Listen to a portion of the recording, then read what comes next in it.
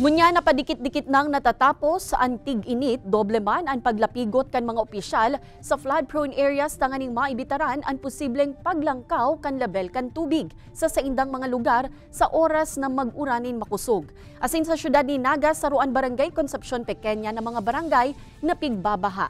Katakod kaiyan, makakaulay ta live si June Adan, ang saindang barangay administrator.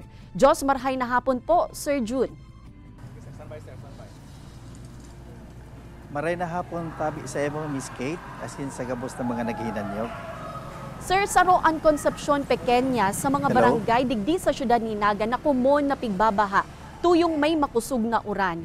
Ngunya na nagta-translation na po kita sa panahon ning tig-uran, kumusta po ang paghahanda nindo?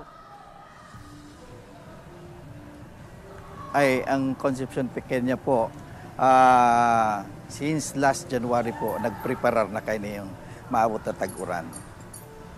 Opo, ano po itong mga partikular na paghahanda nindo? Opo. Ang inot mi pong ginibo, itong Sagop Creek na nilinigan mi po yan po digni sa Doña Clara hanggang duman po yan sa parte na kan-triangulo. Dangan sa ngunyan po, dagos-dagos nga ni ang proyekto dyan kang DPWH, itong pigre-reprap paninda itong gilid kang creek para dai na po iniyo magparasadit nganing dagos-dagos po ang daloy kan tubig. Oo sir, maliban po dyan sa Sagop Creek, ano pa pong mga lugar dyan sa barangay Concepcion Pequeña ang prone sa pagbabaha? Asin pirang pamilya po na mga residente ang at risk? Okay po. Digdi po kaya sa Concepcion Pequeña, makukonsider ta na medyo kadaklan, siguro mga 40% ka na parte kang Pequeña, low-lying areas. Binabaha po talaga pag tagkusog kang uran.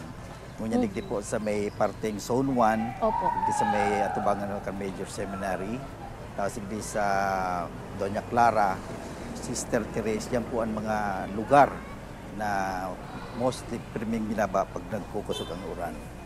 Ngunyan po kami sa panginginot kan sa muyang kapitan na si Juan Francis Mendoza, yan pong mga drainage canals.